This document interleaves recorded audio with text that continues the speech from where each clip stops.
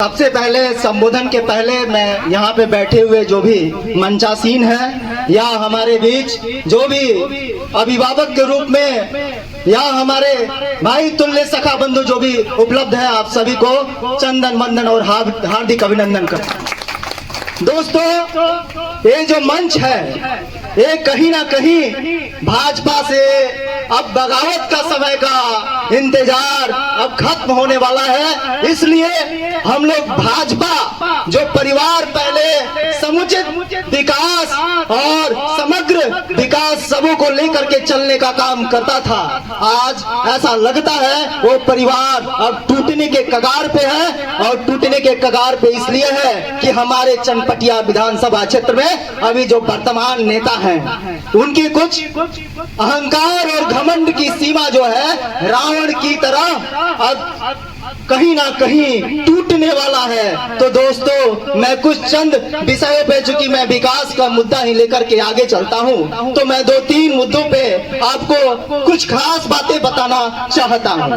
पहली बात यह है कि हम जिस भूमि से आते हैं वो कहीं ना कहीं बिहार का एक गौरवशाली भूमि रहा है, जो पंडित प्रजापति मिश्र जी का भूमि है, चनपटिया, जहाँ से पूरे देश का राजनीति कहीं ना कहीं सत्याग्रह आंदोलन का नींव जो महात्मा गांधी यहाँ पे चंपारण से शुरू करने का काम किए थे, उसमें कहीं ना कहीं पंडित प्रजापति मिश्र जी का और हमारे क्षेत्र के कुछ नेता तो ऐसे जरूर होंगे उस समय के, डॉक्टर राजकुमार शुक्ला जी, ये सभी लोग कहीं ना कहीं ये विभूति जो अपना समर्पण और त्याग देने का काम किए होंगे, जिनके कारण सत्याग्रह आंदोलन सफल हुआ और हम लोग आजादी तो पा लिए। लेकिन आजादी के बाद भी ऐसा आज लगता है कि भारतीय जनता पार्टी को हम लोगों ने फिर समर्थन करने का काम किया होगा। तो एक कारण हो सकता है कि कांग्रेस भी कहीं ना कहीं अहंकारी हुआ होगा,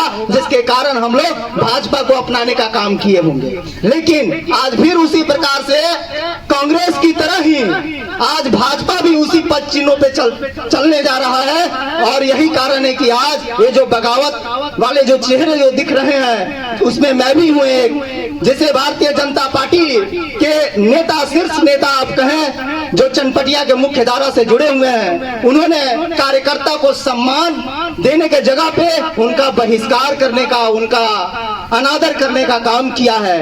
हर पल हर कदम पर दो चीजें मुख्य रूप से आप जानिए, भारतीय जनता पार्टी यहाँ पे 25 सालों से लगातार कहीं ना कहीं राज कर रही है, जिसका कारण यहाँ पे बैठे हुए जो हमारे हेलो हमारे क्षेत्र के जो लोग जनसंघ के समय से जुड़े हुए हैं, सन 2000 में लल्लू मिश्रा जी सबसे पहली बार जीतते हैं। भारतीय जनता पार्टी के सिंबल पे कमल का फूल पहली बार खिलता है। और उस समय हम, मुझे लगता है यहाँ पे बैठे हुए जो लोग हैं, जो हमारे अभिभावक गण हैं, अपनी जीवन का जो सबसे बहुमूल्य समय होता है युवा अवस्था, यौवन अवस्था, अपना पूरा उसमें देने का काम करते हैं। घर घर जाकर के कमल का फूल के लिए वोट मांगते हैं। और आज इस समय ऐसा आ गया है कि वो जो दूर दूर तक घूम घूम करके जिन्होंने अपना पूरा जीवन समर्पित कर दिया, उनको बिना किसी नोटिस के, बिना किसी सूचना के निकाल दिया जाता है पार्टी से। तो ये कहीं ना कहीं अहंकार को और एक तनाशाही विचारधारा को दिखाता है। तो हमारे बैठे हुए जो भी अभिभावक हैं, मैं उनसे आग्रह करता हूँ, ये अहंकार और एक घमंड ये हम लोग अकेले नहीं तोड़ सकते हैं, कुछ आपको भी चलना होगा आवाज बन करके हम लोगों का। और कुछ ये लोग तो कहीं ना कहीं इस ज्वलंत मुद्दा को उठा ही रहे हैं। हम लोग बदलने के लिए तत्परता के साथ आपके घर पे, आपके गांव पे आकर के कहीं ना कहीं आपसे जुड़ रहे हैं। और कहीं ना कहीं विकास में जो हमारा क्षेत्र वंचित रह गया है, हमारा क्षेत्र जो है चनपटिया, वो कहीं ना कहीं पूर्ण रूप से कृषि प्रधान क्षेत्र है। लेकिन दुर्भाग्यवश आसपास के जितने विधानसभा क्षेत्र हैं आप उठा करके देखिए, सारे में सुचारू रूप तरीके से चीनी मिल चल रहा है। लेकिन क्या कारण है कि 25 वर्षों के दरमियान में हमारा भारतीय जनता पार्टी ने एक चीनी मिल खुलवाने का काम नहीं किया? क्या आपने कभी सोचा है? आज जो यूरिया का अभाव है, 25 सालों के दरमियान भी किसान दर दर भटक रहा है। जिसका खेत जो है 89 पे होगा, 2 दिन 4 दिन के लिए पानी बरसा है, पूरा घर के चला जाएगा नीचे वाले जमीन पे, वो बेचारा उसका फसल तो नहीं होगा। नेता तो इसके बारे में नहीं सोच रहे हैं। फसल बीमा योजना पे भी किसी भी प्रकार का कोई टिप्पणी देने का काम नहीं किया। तो बहुत सारी चीजें हैं जो किसान लोगों को समुचित व्यवस्था नहीं दिया जा रहा है। मैं इस पे भी कुछ बात करूंगा। आपका जो क्षेत्र है, 25 सालों से भाजपा को हम लोग वोट देने का काम कर रहे हैं, लेकिन आप बताइए, जो इसमें पढ़े लिखे लोग यहाँ पे बैठे होंगे, आपका जो पश्चिम चंपारण क्षेत्र है उसका प्रति व्यक्ति आय दर कितना है? बिहार राज्य का प्रति व्यक्ति आय दर जो है 1 साल का 66,000 कुछ रुपया है, लेकिन आपका प्रति व्यक्ति आय दर कितना है पश्चिम चंपारण जिले का? 36,000 रुपये, आधा। कहीं ना कहीं जो 38 जिले हैं उसमें नीचे से 5वें पावदान पे होगा आपका।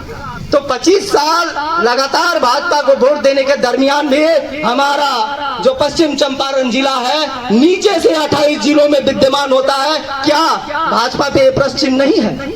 मैं पूछना चाहता हूँ, इसका कारण क्या है? आपके यहाँ जो शिक्षा का साक्षरता दर है, आपने कभी सोचा है, अपने बच्चे से पूछा है, जो बच्चे पढ़ते लिखते होंगे, वो 63 कुछ है बिहार का, लेकिन आपके पश्चिम चंपारण जिले का 55 कुछ है, जो नीचे से टॉप 10 में आता है।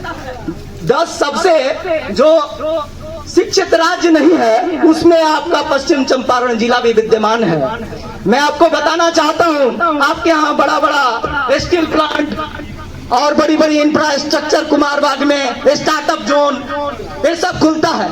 आपके ही विधानसभा क्षेत्र में स्टार्टअप जोन खुलता है चनपटिया में, लेकिन दुर्भाग्यवश 40 उद्यमियों को मौका मिलता है पूरे जिले से, लेकिन 4 से 5 मात्र उद्यमियों को चनपटिया विधानसभा क्षेत्र के उद्यमियों को जगह मिलता है। क्या ये प्रश्न चिन्ह नहीं है? आपके नेता के ऊपर ये प्रश्न चिन्ह नहीं है? आपको सोचना होगा, आवाज बनना होगा हम लोगों को। इस सब का कारण एक ही है, शिक्षा का अभाव। दोस्तों, अगर आपका नेता शिक्षित होगा तभी वो समुचित विकास कर सकता है दोस्तों।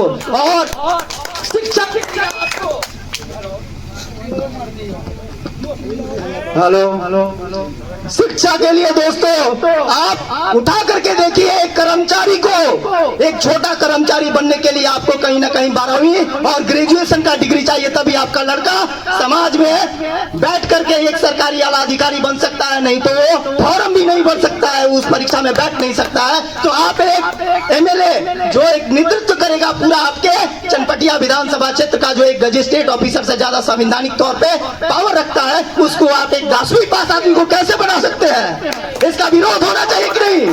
खुली हाथों से विरोध करें, उठा करके आप दिखाइए, आप सभी हाथ उठा करके संबोधन में हाथ उठाने का काम करें और कहें कि हम 10वीं पास विधायक को वोट देने का काम नहीं करेंगे, कम से कम ग्रेजुएट चाहिए। दोस्तों, मैं आपको बताना चाहूंगा, ये बागी जब तक नहीं बनेंगे आप, तब तक ये चनपटिया विधानसभा का सूरत नहीं बदलने वाला है दोस्तों। इसके लिए यहाँ पे जो बैठे हुए हैं, मैं उनके बारे में चंद लाइनें बोलना चाहता हूँ कि अगर बेकार समझते हैं सियासत नाम मुझे, अगर बेकार समझते हैं सियासत नाम मुझे, तो लोहा मुर्दे को भी हथियार बनाने वाले, लोहा मुर्दे को भी हथियार बनाने वाले बेकार समझते हैं सियासत नाम मुझे, तो हम हैं इस चनपटिया के सरकार बनाने वाले हैं और आगे भी रहेंगे। हमारे ही द्वारा चनपटिया में सरकार बनेगा, सुन लें दोस्तों। ये जो युग के प्राणी हैं आगे भी वही रहेंगे, अभी इनका युग नहीं बीता है, इन्हें भी मौका मिलना चाहिए था। ये अपना यौवन, अपना जवानी इस पार्टी को देने का काम किए हैं दोस्तों।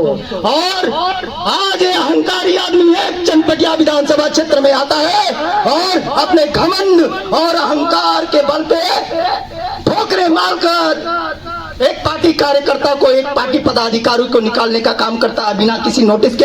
आप तो समझ ही रहे हैं, मैं नाम रखना नहीं चाहता हूं, व्यक्तिगत आलोचना नहीं करना चाहता हूं, लेकिन हमारे दोस्तों, हमारे अभिभावकों, आप इस चीज को समझिए। ये समय है बदलाव का, और बदलाव तभी हो सकता है हमारे आपके बीच का, जब तक आप सभी आवाज नहीं बनेंगे।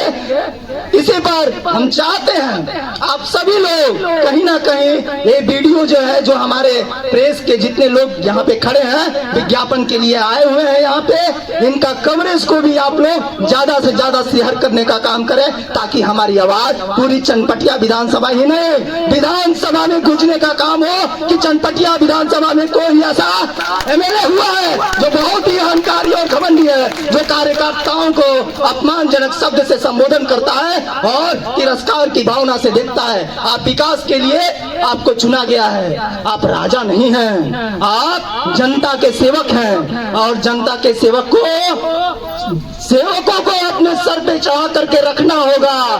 आप उसके सर पे चढ़ने का काम नहीं कीजिए। ये हमारी खुली चुनौती है, जो भी हमारे यहाँ बैठे हुए हैं। ऐसा नहीं है कि ये जो विभूति है, ये जो अभी पार्टी कार्यकर्ता रहे हैं जनसंघ के समय से, वो बगावत कर लेंगे, कोई निर्दलीय खड़ा हो जाएगा, ऐसा नहीं है। ये नहीं चाहते हैं, वो भी चाहते हैं कि भाजपा का ही सरकार बने। लेकिन अगर आप पार्टी कार्यकर्ताओं को आगे नहीं बढ़ाते हैं, जो चनपटिया विधानसभा क्षेत्र में कई वर्षों से, हो सकता है कि इसमें कई ऐसे भी लोगों, कई दशकों से अपना जीवन पूरा गलाने का काम किया, उसे भी तो मौका दे करके देखिए। चाहे जो 2-3 सालों से काम कर रहा है आपके पार्टी सिम्बोल पे, उसको तो मौका दे करके देखिए। मैं ज्यादा बात तो नहीं करूंगा, लेकिन आप सभी से अनुरोध करूंगा कि आप इसके लिए आवाज बनने का काम करें, और अपनी बातों को समाप्त करने से पहले मैं 2 लाइन बोलना चाहता हूं कि तेरा मेरा जुनून होगा, कि तेरा मेरा जुनून होगा, तभी जाकर के शायद समंदर से नूर निकलेगा। वो रास्ता मेरा नहीं होगा, आपका भी होगा, विकास का होगा। जय भाजपा और जय यहाँ पे जो भी कार्यकर्ता हैं, मैं सभी को इस सभा में आने के लिए बहुत बहुत धन्यवाद देता हूँ। जय श्री राम। धन्यवाद विनीत मिश्रा जी।